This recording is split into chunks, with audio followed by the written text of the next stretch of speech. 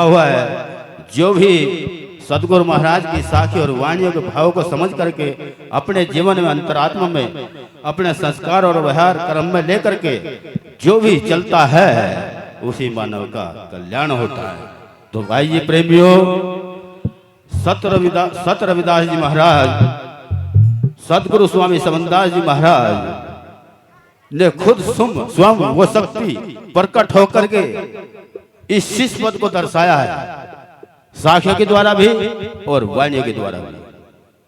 तो प्रेमियों, तो शिष्य पद जो अपने अंतरात्मा में सतगुरु महाराज को रमा करके जो भी अरदास करता है तो सतगुरु महाराज उसकी आस्था को, उसकी जिज्ञासा को, उसकी आस को पूर्ण करते हैं।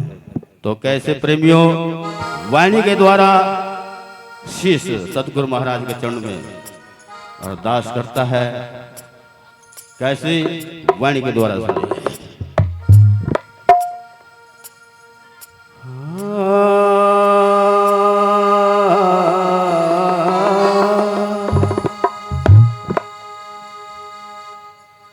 तुम्हें छोड़ गुरु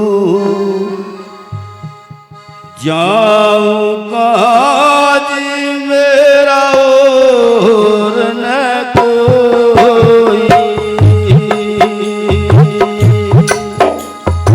इस संसार में जो भी मानव इस जीवन को समझ लेता है वही सतगुरु महाराज के शरणागत में जाकर के अपने आप अमेट करके महाराज के चरण में समर्पित हो जाता है और गाता है, कहता है क्या?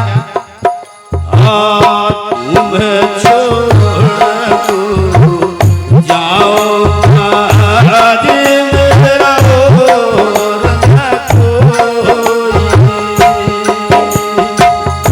और न कोई मेरा और न कोई। तुम्हें छोड़ जाओ आज मेरा और न कोई।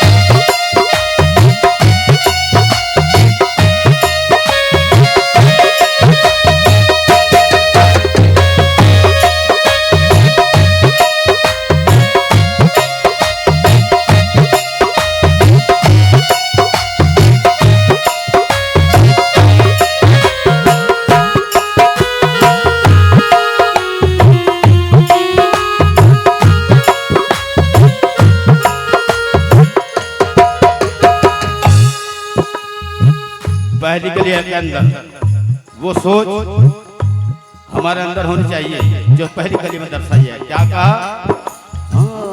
तेरा कर कोई परत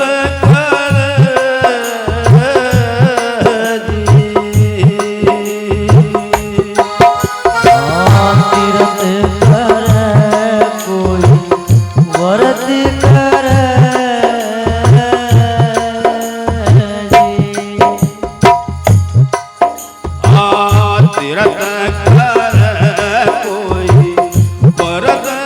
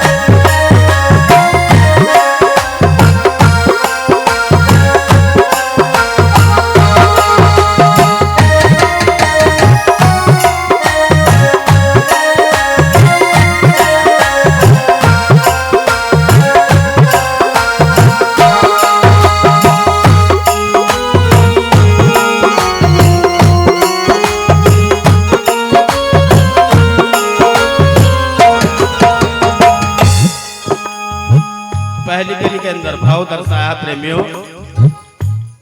तीर्थ करते हैं, व्रत करते हैं, नौजवान साथी, हमारी माता बहनें सभी इस संसार में देखते हैं भूत भूत प्रेत देवी देवता भूत पूजते हैं और जो समझाते हैं कहले हमारी बड़ी पूज रही है। तो प्रेमियों कहने का भाव यह है, जैसे हम प्रचार करते हैं, हवन करते हैं, महात्मागण इन्हें समझाते हैं कि हमारे बड़े करते आ रहे हैं, अड़ोसी पड़ोसी करते आ रहे हैं। तो इसलिए सतगुरु स्वामी समनदास जी महाराज ने प्रत्यक्ष में प्रकट होकर के, सम्मुख होकर के हम सभी को बताया है, चेतन को पूजना है, अपने सास ससुर की सेवा करनी है, अपने माँ बाप की सेवा करनी है, न कि और भूत की नहीं है। क्योंकि जो भी देवी देवता को भूत को पूजता है वो यम के जूते खाता है। क्योंकि कहा है जो भूतवासा को पूजता है भूतवासा में जाता है। तो इसलिए गुरु ने इस वाणी साखी कली के द्वारा हमें समझाया, इस पद के द्वारा कोई तीर्थ करता है, कोई व्रत करता है। हे सतगुरु महाराज, मैं तो आपके ही नाम को जानता हूँ, आपके बताए मार्ग को जानता हूँ और आपकी ही भजन को सुमरन को जानता हूँ और मैं कुछ नहीं जानता। जो दूसरों को देखता है वो कभी भी अपने जीवन में सफल नहीं होगा। जिस दिन अपने आप खुद को देखने का समझ करेगा तो वही अपने जीवन में प्राप्ति कर सकता है। तो इसीलिए शिष्यपद सतगुरु महाराज की महिमा का बखान करते हुए दास करता है क्या, तुम्हें छोड़ गुरु जाओ काज मेरा और न कोई, तुम्हें छोड़ गुरु जाओ काज मेरा और न कोई।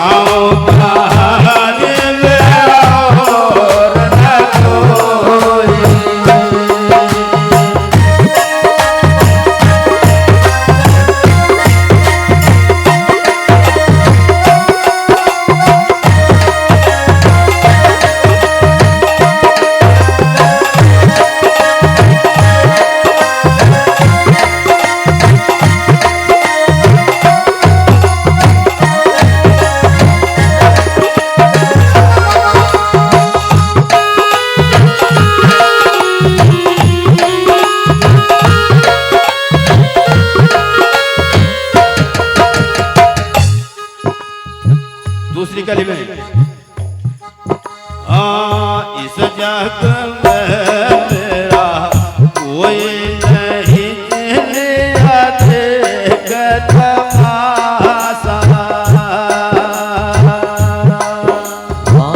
इस जग में मेरा कोई नहीं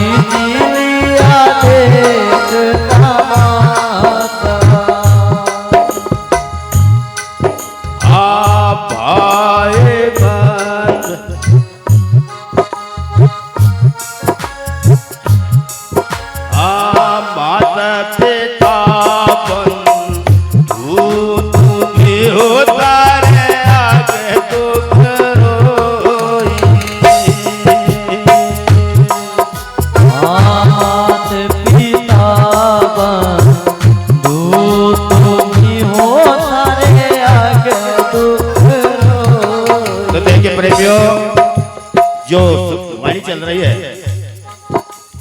ये टेक जो आप बोल रही है ये दूसरी वाणी की है।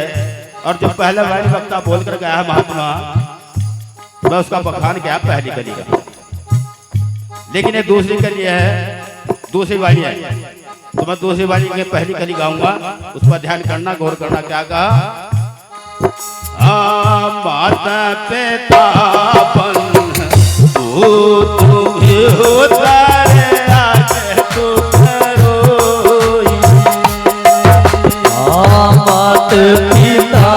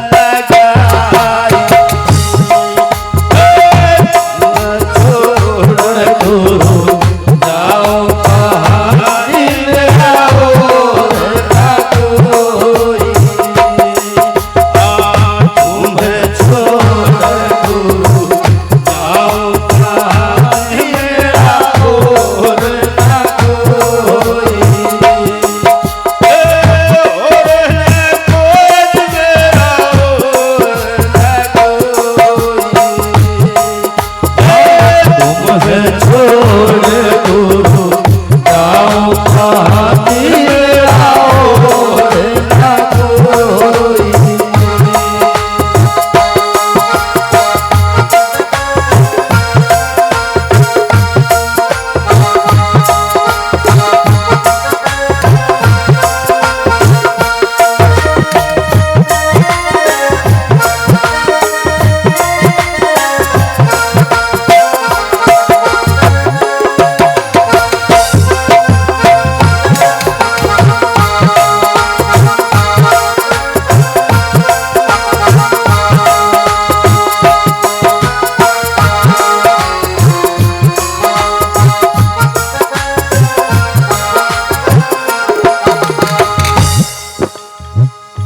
कहा चाचा ताऊ कुटुंब सभी रिश्ते नाते गोती सभी स्वार्थी है, इसलिए पहली कली के द्वारा इस समर्पण भाव दर्शा।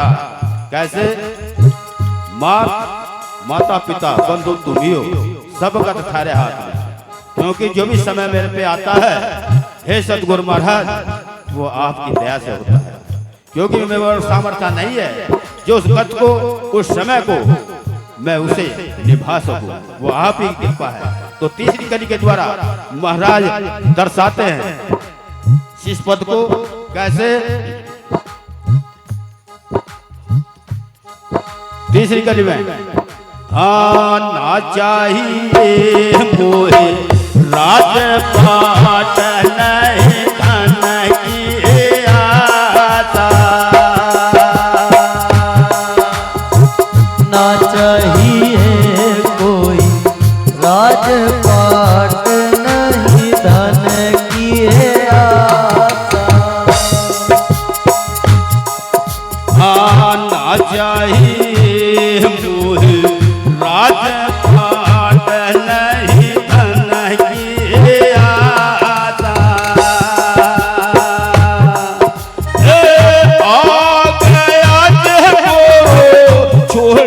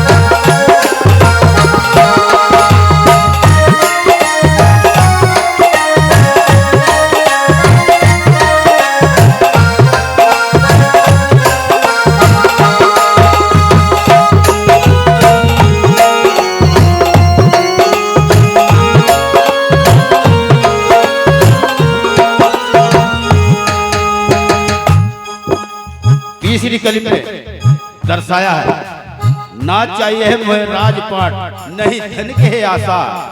तो हम समझ बैठे थे हैं क्या कहा? ना धन की आशा, धन तो चाहिए, राजपाट कहते हैं सत्ता को चाहिए, क्या नहीं चाहते प्रेमियों, लेकिन इसका भाव दर्शाया महाराज ने, मुझे सत्ता चाहिए लेकिन वो सत्ता नहीं चाहिए जिस सत्ता के द्वारा मैं दूसरों का अपमान कर सकूं, दूसरों को सता सकूं। मुझे वह हुकूमत नहीं चाहिए, मुझे वो राजपाट नहीं चाहिए, ना वो धन चाहिए।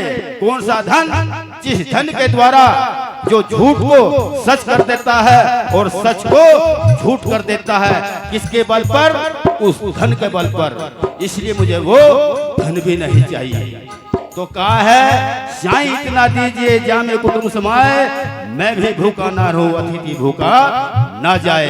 क्योंकि वो धन चाहिए जो संतोष का है, जो मैं दूसरों को बांट करके मैं उसका आनंद ले सकूं। मुझे वो धन चाहिए। इसलिए हे सतगुरु महाराज, आपकी शरणागत में आ गया हूँ। इस सारे संसार की जो संस्थाएं हैं, दिशाएं हैं, निर्देश है, उपदेश है, विचार है, कर्म है, उस संसारिक के व्यवहार को छोड़ करके मैं सतगुरु महाराज आपके चरणों में आया हूँ। इसी को समर्पण भाव लेकर के जो भी शिष्य, जो भी मानव गुरु महाराज के चरणों में समर्पित हो जाता है, उसी मानव का कल्याण हो जाता है। तो इसीलिए सतगुरु महाराज के चरणों में अरदास करते हुए महिमा की गुहार की है। कैसे?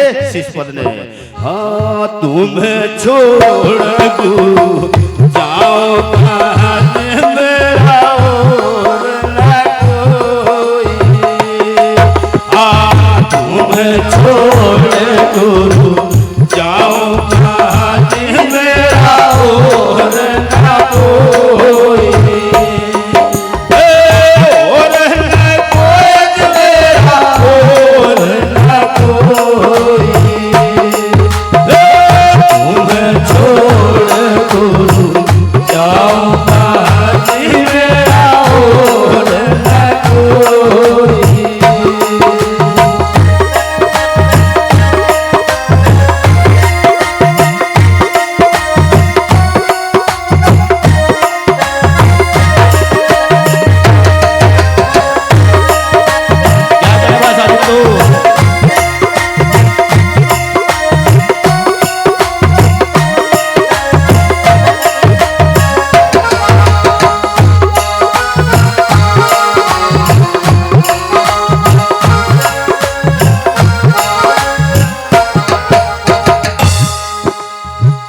आखिरी कली में तोड़ के आशीष पद ने कैसे महाराज के चरणों में समर्पित होकर के अपने आप को जताया है। क्या कहा?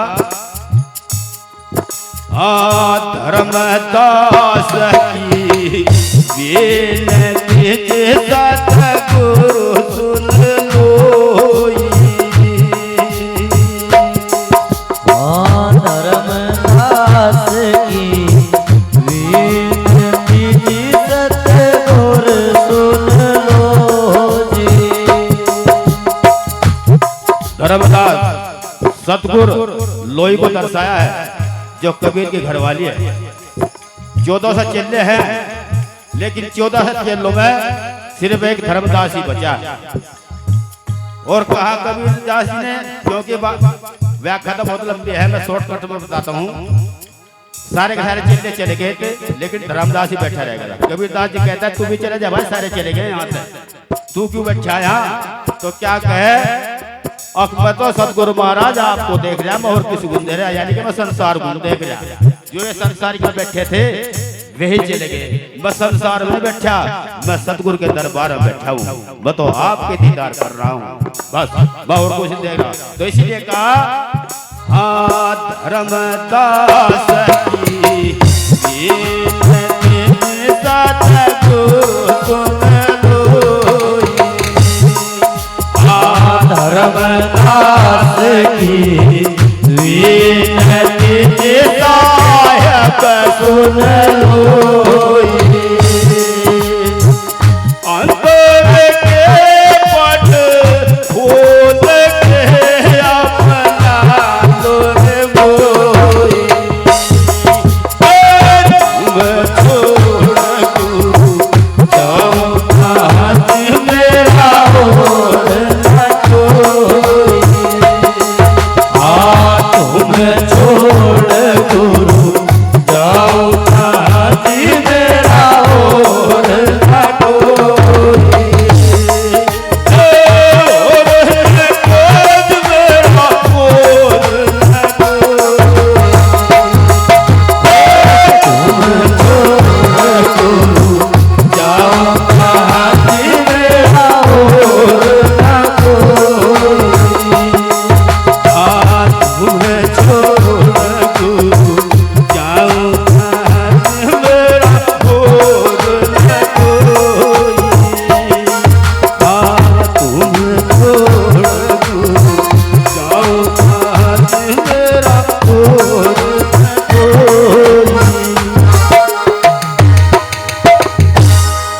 बोले संत श्रवण सतगुरु रविदास जी महाराज की, सतगुरु स्वामी समनदास जी महाराज की।